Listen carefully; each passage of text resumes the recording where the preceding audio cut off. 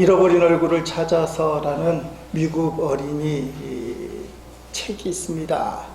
주인공은 데이비드라는 초등학생입니다. 학교에서 잘 나가는 그룹에 들어가기 위해서 마귀 할멈으로 알려진 베이필드라는 할머니를 이 골탕 먹이고 지팡이를 훔치는 일에 끼어들게 됩니다. 데이비드는 지팡이를 훔치면서 자신을 드러내기 위하여 할머니에게 가운데 손가락을 치켜드는 그런 욕을 보였다가 할머니에게서 무시무시한 저주를 받습니다. 결국 원래 심성이 착한 데이비드는 잘 나가는 그룹에 끼지도 못하고 찌질이로 결국 왕따 당하고 놀림을 받게 됩니다. 이런 내용들은 악한 세상을 살아가는 성도들의 모습을 보여준다고 생각합니다. 성경은 성도들이 악한 세상을 본받지도 말고 짝하지도 말고 오히려 복음으로 정복하라고 말씀하고 있습니다만, 성도들은 세상을 살아가면서 가끔은 이 세상에서도 인정받고 싶고 잘 나가고 싶은 마음이 들기도 합니다. 결국 데이비드는 할머니의 그 지팡이를 돌려주기로 작정을 하는데 이게 쉽지 않습니다.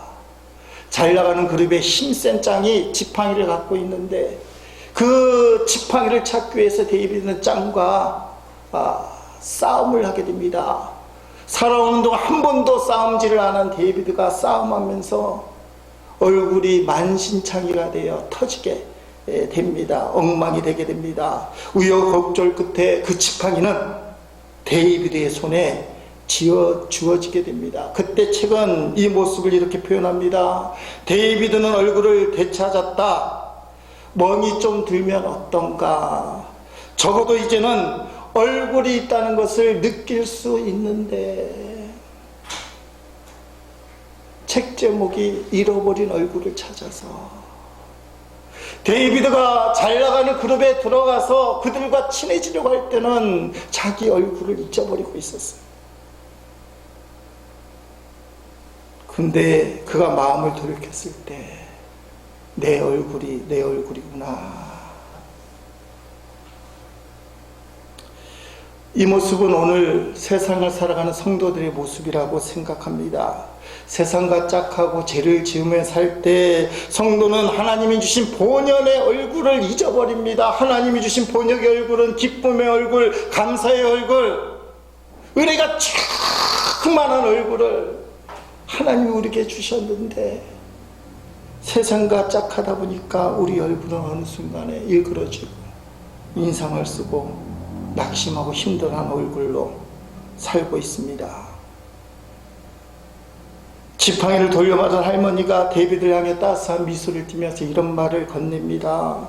그 아이들은 너만큼 섬세하지가 않아. 너는 남을 배려하고 생각이 깊고 사려 깊은 사람이란다. 우리가 사는 이 냉정한 세계에서는 그게 저주일 수도 있지. 성경에 있는 말씀을 그대로 살려고 하니까 세상이 힘들어서 악한 세상에서는 믿음을 갖고 있는 게 세상에서 우리를 볼 때 저주일 수도 있지. 그런데 그건 우리의 얼굴이 아닙니다. 성경의 모세가 데이비드와 같다고 생각합니다. 하나님은 은혜를 주셔서 어려서부터 모세는 애굽의 왕자로 자랐습니다. 그럼에도 불구하고 그는 이스라엘 사람인 것을 알고 있었습니다. 생모가 유모이기 때문에. 그래서 자신이 정말 누구인가, 정체성에 대한 여러 가지 고민을 할 수밖에 없었고 갈등이 있었습니다. 마침내 모세는 왕자의 화려하고 앞길이 보장된 그 얼굴을 포기했습니다. 왜요? 그것은 인생의 진짜 얼굴이 아닌 걸 알았기 때문에. 그는 하나님이 주신 얼굴을 선택했습니다. 하나님이 주신 얼굴, 하나님이 원하시는 인생, 하나님이 원하는 삶, 그것은 결코 쉬운 일이 아닙니다. 이러한 모세의 선택을 성경은 이렇게 표현하고 있습니다. 히브리서 11장 24절 25절에 보면 믿음으로 모세는 성장한 뒤 파로 딸의 아들이라 불리는 것을 거절하였습니다. 그는 잠시 동안 제 즐거움을 누리기보다는 하나님의 백성들과 함께 고난받는 것을 택하였습니다. 세상의 화려한 얼굴을 선택하지 않고 고난의 얼굴이요 십자가의 얼굴이지만 하나님이 주신 얼굴을 선택한 모세, 우리가 출애굽기를 통해서 우리가 찾는 하나님의 얼굴을 대신해서 보여주고 있습니다. 여러분, 이 모세가 앞으로 어떤 인생을 살게 되는지 잘 아시지 않습니까? 성경 제일 앞부분에 나와 있는 5권 모세오경, 창세기, 출애굽기, 레위기, 민수기, 신명기를 기록한 하나님이 쓰신 사람, 이스라엘 백성을 애굽에서 이끌어내 광야 40년을 인도하고 가나안 땅에 그들을 정착시킨 하나님이 쓰시는 위대한 사람으로 우리에게 남겨진 사람, 하나님이 주시는 그 길, 하나님이 주시는 얼굴을 갖고 사는 것은 쉽지 않습니다. 그러나 우리가 모세 같은 믿음으로 내게 주어진 인생을 살겠다고 결단하면 우리 하나님은 반드시 능력도 더하여 주십니다. 왜요? 살아계신 하나님이 쓰신 일꾼을 부르실 때는 그냥 부르시는 법이 없습니다. 반드시 하나님의 능력을 더해 주신다는 사실입니다. 그러나 명심할 것이 있습니다. 하나님의 얼굴을 갖고 하나님 원하는 길을 갖고 갈 때 세상 죄를 짝하여 누리기보다는 십자가의 길, 하나님의 나라를 위하여 하나님의 백성들과 함께하는 고난을 나도 같이 당해야 되겠다.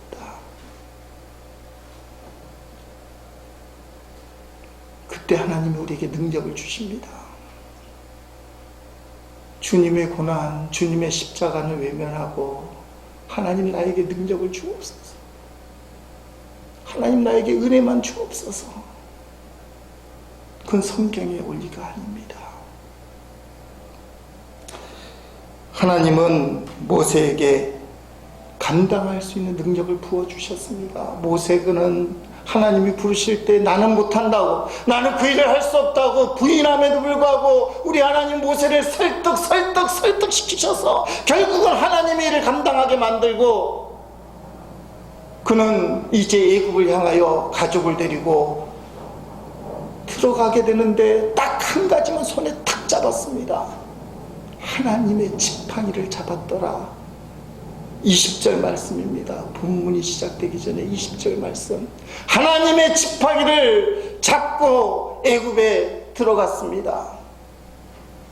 그건 하나님의 능력, 하나님이 함께하고 계시다는 언약, 그리고는 모세가 생명을 건 순종, 뱀의 꼬리를 잡으라는 하나님의 명령에 머리부터 잡아야 되지만 맨손으로 잡을 수 없는 뱀이지만 꼬리부터 잡는 그 순종, 잘못하면 독사에게 물려서 죽을 수도 있는데 그 순종이 깃든 지팡이, 그게 하나님의 지팡이, 하나님 능력의 지팡이. 모세에게 하나님의 능력의 지팡이 있다면 오늘 우리에게 십자가가 있습니다. 십자가에 하나님의 언약, 내가 너희를 구원하고 땅끝까지 너희와 영원토록 함께하겠다는 언약이 있고, 거기에는 예수 그리스도의 십자가의 순종, 모세는 순종을 하는 척 했습니다. 표현이 좀 그렇지만 목숨을 주진 않았어요. 근데 예수님은 십자가에서 우리를 위하여 생명을 주신 그 순종, 모세가 손에 쥔 하나님의 지팡이보다 우리가 붙들고 있는 십자가가 더 큰 하나님의 능력인 것이 분명합니다. 하나님의 언약과 예수 그리스도의 생명이 깃든 순종이 있는 그 십자가가 우리에게 있습니다. 모세가 하나님의 지팡이를 들고 홍해를 가르고 반석에서 생수가 나게 하고 그 지팡이를 들고 산에 올라가서 전쟁에서 승리하게 했다면 오늘 우리의 십자가는 우리를 구원할 뿐만 아니라 우리 문제를 해결하고 어둠을 떠나가게 만들고 병을 고침받게 만들고 우리 앞날을 행복하게 만드는 하나님의 능력이 되는, 우리의 믿음의 능력이 되는 그 십자가가 있습니다.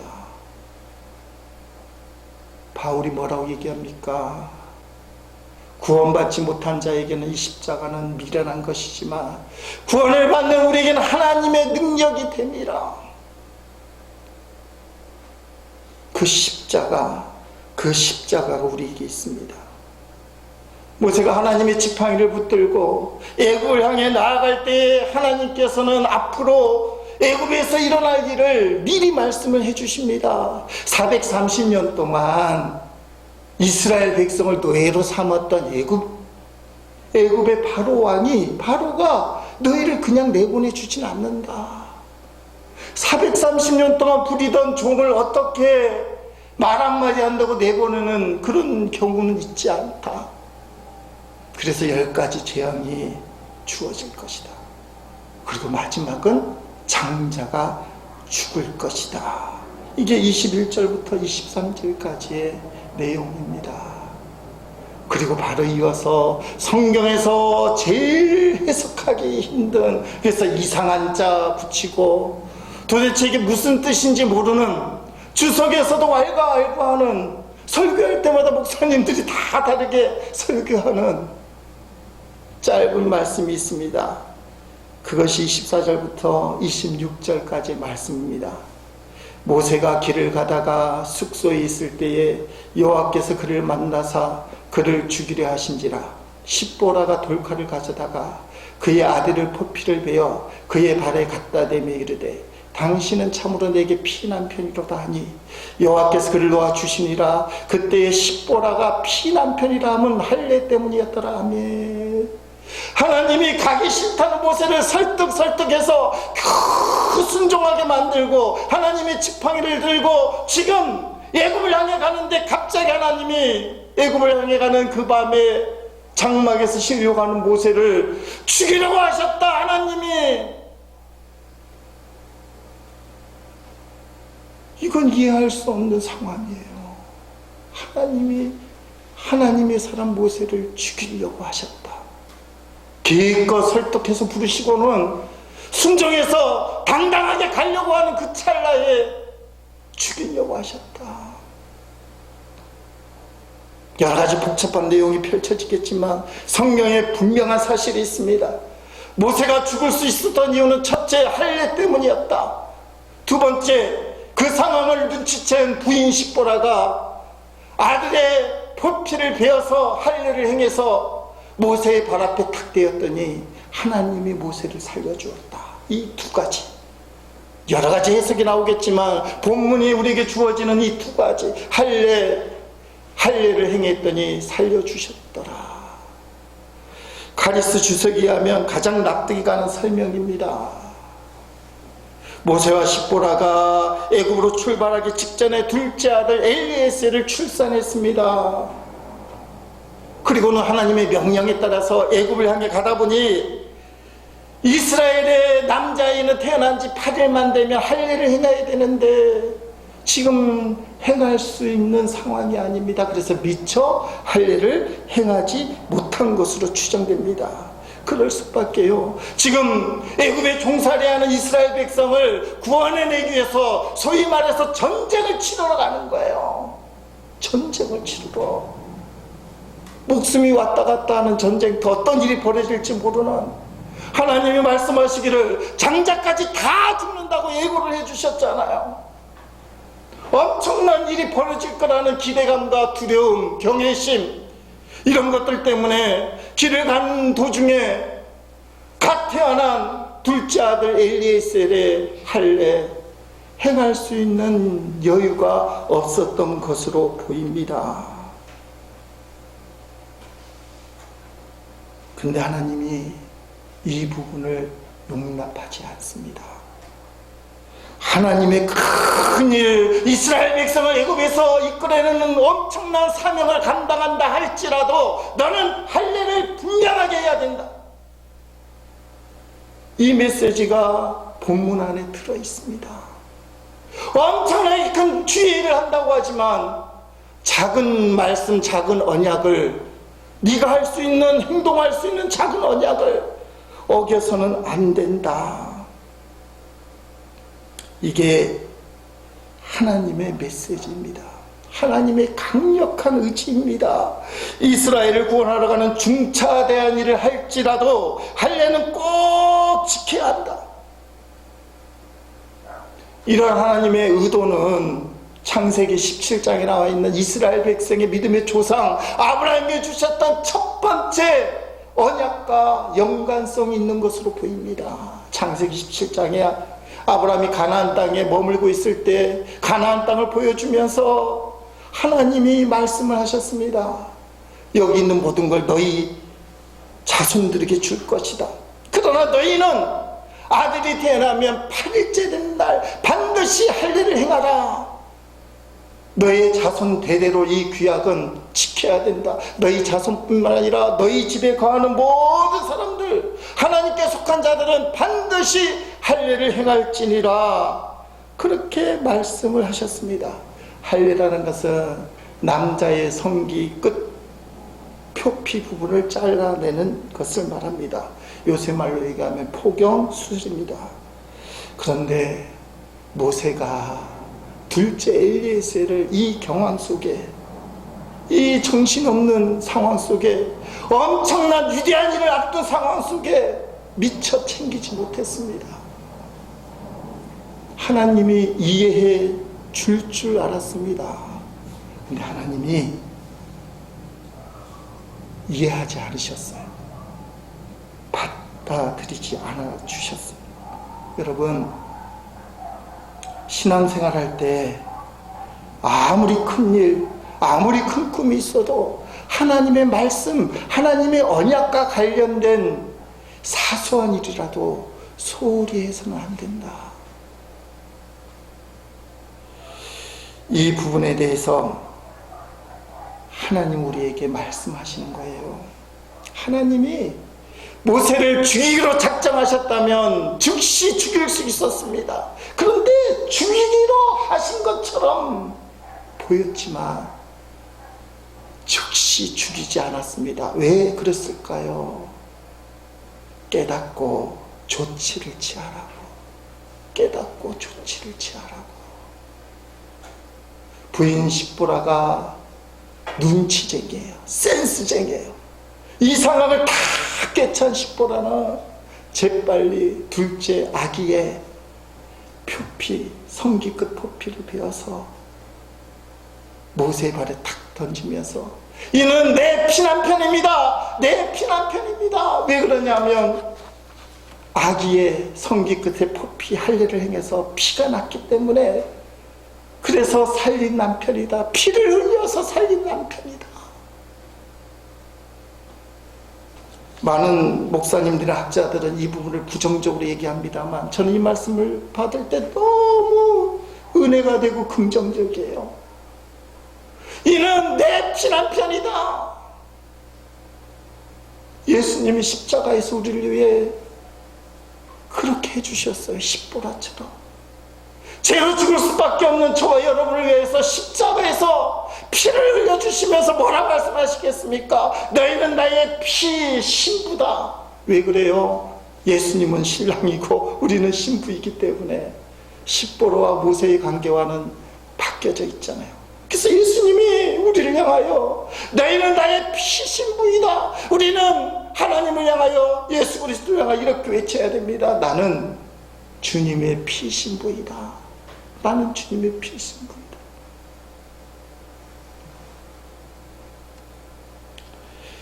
할례가 중요합니다. 할례를 행하지 않고는 이스라엘을 애굽에서 이끌어내는 큰 일을 감당할 수 없다. 너 그거 할 수 있는 자격이 안 된다. 어떤 게 중요한지를 가르쳐주고 있습니다. 이런 할례에 대한 분명한 가르침은 이스라엘의 역사 속에 후손들에게 각인이 되어 있습니다. 40년이 지난 후 이스라엘 백성이 요단강을 건너 젖과 꿀이는 가나안 땅에 딱 도착했습니다. 그때 처음 한 일이 뭐냐? 여호수아 5장 2절에 나오는데, 그때 여호와께서 여호수아에게 이르시되 너는 부싯돌로 칼을 만들어 이스라엘 자손들에게 다시 할례를 행하라 하면, 요단강을 건너자마자 이제 전쟁터에 들어온 겁니다. 정복전쟁이 시작되는데 그들은 길갈이라는 곳에 진을 탁 쳤습니다. 광야 40년 동안에 이스라엘에 살아계신 하나님이 어떻게 역사하셨는지 가나안에 있는 사람들은 다 듣고 있었어요. 기생라합이 그러잖아요. 우리를 두렵게 하신 너희의 살아계신 하나님. 적과 꾸리는 가나안 땅에 있는 족속들은 이스라엘 백성이 가나안 땅을 쳐들어온다는 그 분명한 사실 앞에서 대비할 수밖에 없어요. 전쟁 준비를 할 수밖에 없었어요.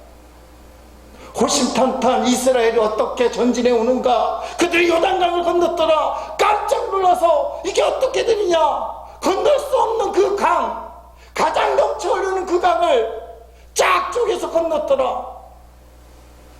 그 엄청난 사실 앞에서 가나안에 있는 족속들의 군대는 바짝 긴장을 하고 어떻게 이스라엘을 대처할 것인가 철저히 준비할 수밖에 없는 상황. 모든 눈들이 이스라엘 군대를 집중해서 살펴보는 그 상황에서 하나님이 갑자기 너희들 몽땅 다시 할례를 행하라. 1세대는 죽었습니다. 광야에서 태어난 2세대들입니다. 다시 할례를 행하라.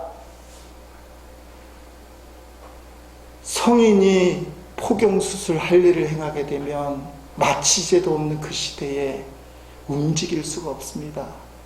엄청난 고통과 통증이 임해서 꼼짝 못해요.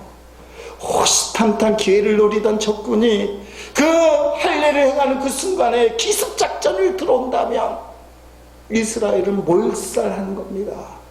그런데 이스라엘은 순종합니다. 왜요? 가나안 전쟁 자체가 자신의 힘으로 이길 수 없는 전쟁인 거 알고 있습니다. 자기의 지식과 자기의 지혜로는 도저히 승리할 수 없는 그 전쟁, 그 상황인 것을 알고 있습니다. 이건 하나님의 은혜로만, 하나님의 능력으로만 가능한 전쟁이다. 그러니까 하나님께 다 맡긴 거예요. 인간적으로, 상황적으로는 죽을 수 있는 위급한 상황이지만 하나님이 하라고 하시면 순종을 한 겁니다. 우리 인생은 어떻습니까? 내 힘으로만 사라지는 인생입니까? 내 지식, 내 지혜로만 사라지는 인생입니까? 만약에 그렇다면 우리에게 하나님이 필요 없습니다. 내가 최고예요. 근데 우리는 하나님을 찾습니다. 내 인생이 내 힘으로 되는 게 아니에요. 내 지혜와 지식으로 내 계획대로가 되는 게 아니에요. 그 하나님을 찾는 거예요. 그러면 우리에게 필요한 건 뭡니까? 하나님의 능력, 하나님의 은혜가 우리에게 필요하다면 우리에게 필요한 것은 하나님 말씀에 순종하는 겁니다. 인생에서 승리하는 비결, 지금 모세에게 가르쳐주고 있습니다. 너도 인생에서 크게 성공하고 싶지, 보란듯이 사람들에게 하나님의 살아계심을 증거하고 싶지. 모세가 그 일을 하러 가는 거예요. 큰 일 하려고. 근데 중요한 게 있어. 하나님이 말씀하시는 작은 언약, 생명의 언약, 오늘 우리에게 주시는 작은 말씀 하나, 기도 좀 해볼래? 전도 좀 해볼래? 그 작은 말씀 하나가 결국은 하나님의 능력을 가져오는 출입구가 된다는 사실이에요. 여러분, 큰 일만 생각하고 작은 일을 무시하고, 큰 일만 생각해다 보니까 작은 일이 소홀할 수밖에 없어요. 하나님, 제가 그거 무시하는 거 아니에요. 제가 이런 일들을 해야 되는데요. 그거 신경 쓸 틈이 없습니다. 너무 바쁘고 너무 힘들고 엄청난 문제가 있잖아요. 자식이 얼마나 내 속을 썩이는지 알아요. 돈 문제가 얼마나 큰지 알아요. 그 사람이 나를 얼마나 괴롭히는지 알아요. 내 속이 얼마나 타는지 알아요. 난 죽을 것 같아요. 근데 주님이요, 작은 것 하라고 하십니다. 그 문제 해결하기 위해서. 토요일 아침에 생명의 삶 큐티를 합니다. 목사가 주일 예배 준비 바쁘고 설교 준비해서 토요일날 큐티를 쉬기 쉽지만 쉴 수가 없잖아요. 설교는 하나님이 여러분에게 주시는 말씀을 주시지만 큐티는 하나님이 내게 생명을 주시는 그날의 말씀이니까. 근데 하나님이 어저께 레위기 24장 3절 말씀을 주시는 겁니다. 이런 말씀이 기록되어 있습니다. 넘겨보세요. 아론은 해마간 증거의 휘장 밖에서 저녁부터 아침까지 여호와 앞에 항상 등잔불을 정리할지니 이는 너희 대대로 지킬 영원한 규례라 하며, 생명의 삶을 펼치고 큐티를 하는데 저게 말이 됩니까? 아론 하면 성경에서 대표적이고 상징적인 하나님의 제사장, 모세의 형님, 첫 번째 제사장, 하나님 앞에 속죄 예배를 드리고 이스라엘의 영적 상황을 관할하는, 할 일이 너무도 많고 큰 일 하시는 분, 요새 말로 하면 목사님 중에 최고 높으신 분. 근데 하나님이 그 아론에게 직접 하라고 말씀하시는 게, 지성소 앞에 있는 등잔불을 관리하라. 서쪽에 태양이 탁 떨어지면 등잔불을 켜야 되지 않겠니? 네가 해야 돼. 아침에 동쪽에 태양이 쑥 떠오르면 등잔불을 꺼야 되지 않겠니? 그거 네가 해야 돼. 저녁에 딴 일 못합니다. 새벽에 태양이 떠오를 때 딴 일 못합니다. 우리가 보기에는 허드렛는지, 아니 그게 뭐가 중요하다고? 등잔불에 불을 켜는 일이 뭐가 중요하다고? 가장 위대한 대제사장, 엄청나게 큰 일을 하고 엄청나게 바쁠 아론에게 너가 등잔불을 관리해야 돼. 그리고 그것도 너만 하는 것이 아니라 너의 대제사장들, 후예들 대대로 지킬 영원한 규례다. 이렇게 못을 탁 밟는 거예요. 충격을 받았어요.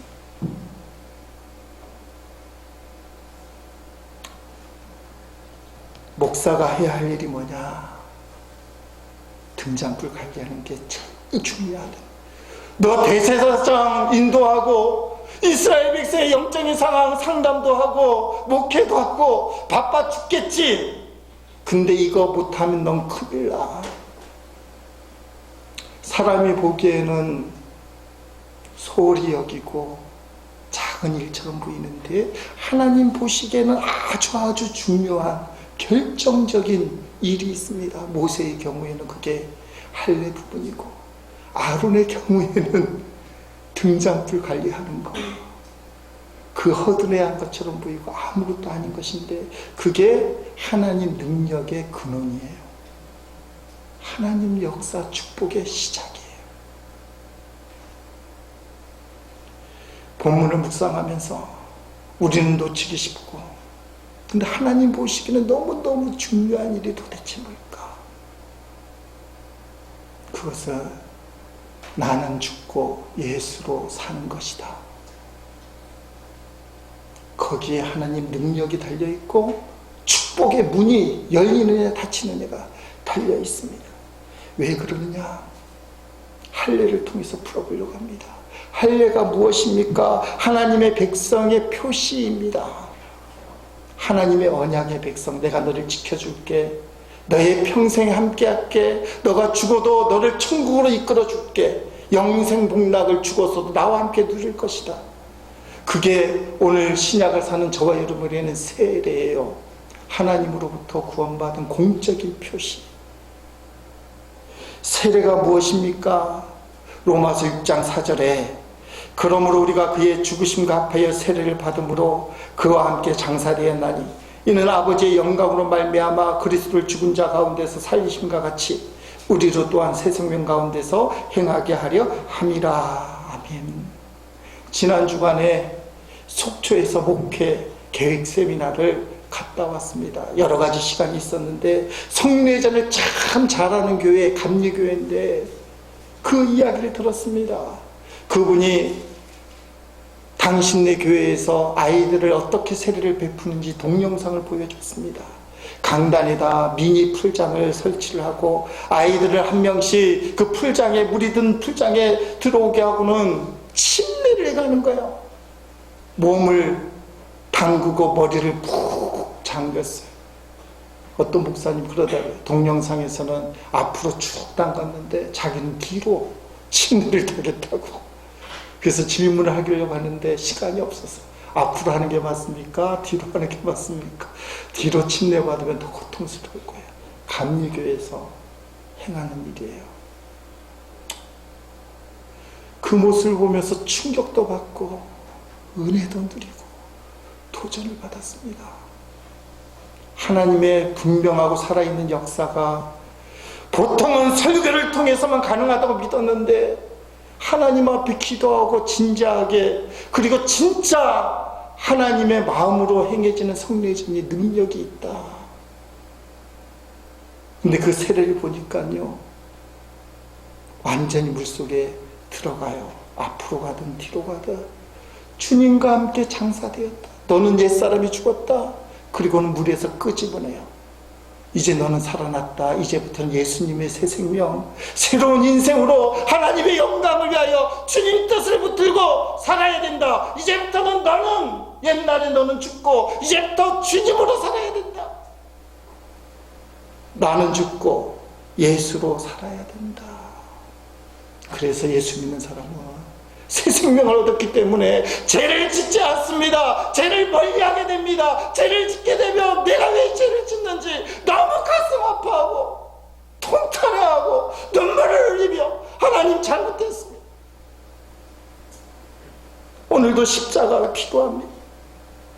그렇게 고백합니다. 왜냐하면 예수 그리스도의 그 놀라운 사랑과 은혜를 누렸음에도 불구하고 나는 너무나 힘이 약하고 영적으로 얼마나 초라한지.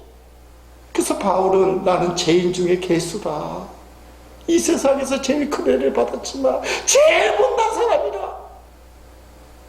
이게 구원받은 성도, 세례받은 성도, 나는 죽고 예수로 사는 성도, 그 성도의 모습이에요. 그런데 의외로 많은 사람들이 죄를 무감각하게 여기게 되고, 자신이 죄를 지었지만 자기가 얼마나 초라하고 영적으로 더러운지 느끼지 못해요. 그래서 나는 죽고 예수로 살자 그러면 요새 트렌드라서, 그렇지, 나는 죽고 예수로 살아야지. 누가 그걸 거부합니까? 다 수용한다고 얘기하지만 내가 진짜 하나님 앞에서, 주님 앞에서 뭘 구체적으로 죽어야 되고 어떻게 살아야 될지에 대해서는 생각이 없어요. 반응이 없어요. 영이 묻어졌기 때문에 뭘 죽어야 하는지 몰라요. 뭘 죽어야 하는지 모르기 때문에 자신의 부족함을 깨닫지 못해요. 자신의 죄의 문제가 얼마나 심각한지 깨닫지 못해서 계속해서 죄를 지으면서도 아무런 문제 없이 고개를 뻣뻣하게 들고 사는 겁니다. 영이 죽었기 때문에. 여러분, 주님 앞에 나는 죽고 예수로 살았다고 했을 때 그 속에는 간절함의 고백이 있어야 돼요.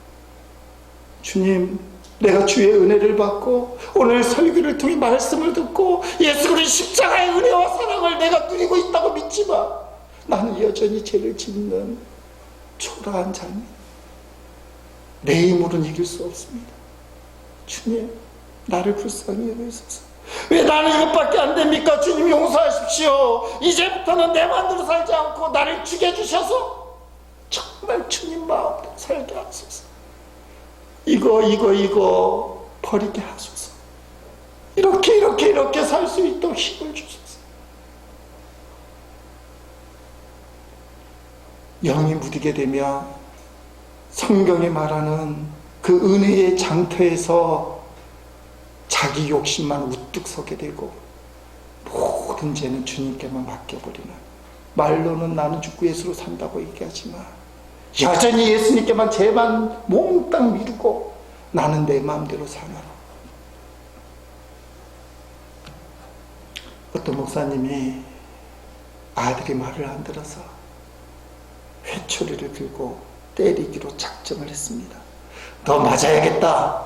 종아리 걷어. 그런데 아들이 부들부들 떨면서 너무 겁을 먹는 나머지 이 목사님은 때릴 수가 없었습니다.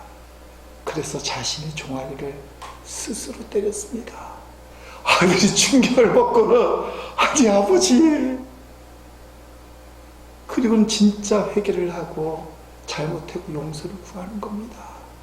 아이가 변한 줄 알았습니다. 며칠이 지나서 큰 방에서 소리가 납니다. 엄마가 그 아들을 야단을 치는 소리입니다. 갑자기 그 방에서 아빠! 아빠! 하는 소리가 들려서 불이랗게 방문을 열어보니 엄마가 회초리를 들고 아들을 때리는 찰나입니다. 아들이 아빠! 대신 맞아줘! 갈등이 생기는 거예요. 근데 아들 앞에서 일관성 있게 살아야 되겠다. 이 목사님이 그 마음을 굳게 먹고 결혼하고 최초로 부인에게 매를 맞았답니다. 여러분, 이게 무슨 얘기지만 오늘 저와 여러분을 빗대는 말씀이 아닌가. 쟤는 실컷 자기 마음대로 죽고 지난주건 내 마음대로 살고. 예수님 내 죄 다 용서해 주시는 거 맞죠? 십자가에서 다 용서해 주셨다면서요. 저 예수님 믿어요. 저는 주님을 의지합니다. 주님을 찬양합니다. 주님을 사랑합니다. 어떤 분은 눈물까지 흘리면서 감사하다고 감격적인 고백을 해요. 근데 그게 주님이 원하는 모습인가? 하나님 우리를 살펴보십니다. 철저하게 나는 죽고 예수로 사는지, 우리가 주님을 위해 큰일을 한다고 하지만 시퍼렇게 자아가 살아있는 사람이 주님을 위해 큰일을 한다고 하면 주님은 그 일을 기뻐하지 않아요. 오늘 본문으로 돌아오면 그를 죽일 수도 있어요. 할례를 행하지 않고 이스라엘 백성을 애굽에서 이끌어내는 일은 가능하지 않다. 31절 말씀에 하나님이 우리를 찾으시고 살피신다고 말씀하십니다. 왜요? 우리를 구원하기 위해서, 우리를 축복해서 하나님의 일을 감당하기 위해서 하나님이 우리를 살피십니다. 그러나 분명히 기억해야 될 것은 하나님이 역사하실 수 있는, 우리가 보기엔 작은 일이지만 하나님이 중요하게 여기는 게 무엇인가? 본문에서는 그게 할례예요. 여러 가지 해석이 있지만 저는 그렇게 받아들입니다. 이 할례를 행해야만 하나님 일을 할 수 있다. 너가 보기에는 작은 일이고 상황 속에서는 미룰 수 있는 일이지만 하나님 보시기엔 대단히 중요한 일, 이것 때문에 너를 죽일 수도 있는 일. 성령께서 오늘 저와 여러분에게 그런 감동을 주실 수 있어요. 이것 좀 해야 되지 않겠니? 우리는 일이 너무 바빠서 그건 좀 다음에 할게요. 근데 그게 축복의 열쇠예요. 하나님 역사의 시작입니다.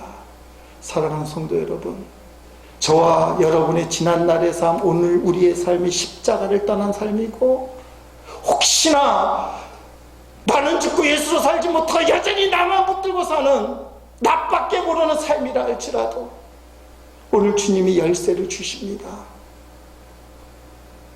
이제부터는 나는 죽고 예수로 살겠습니다. 십보라가 급히 할례를 행한 것처럼, 그래서 모세를 향하여 당신 나의 피난민입니다 한 것처럼 내가 주님 붙들겠습니다. 주님의 그 사랑을 인정합니다. 주님의 그 십자가의 은혜를 인정합니다. 그래서 그 사랑과 은혜를 받은 대로 이제부터 정말 주의 뜻에 작은 말씀에 순종하며 살겠습니다. 철저하게 하나님 중심으로, 철저하게 주님이 원하는 뜻대로 저를 이끄소서. 이 기도할 수 있기를 주의 이름으로 축복합니다. 살아계셔서 살피신 하나님이 지금도 고개를 숙여 저와 여러분을 보십니다. 주님 앞에 영광 돌리는 그런 삶이 되기를 축원드립니다.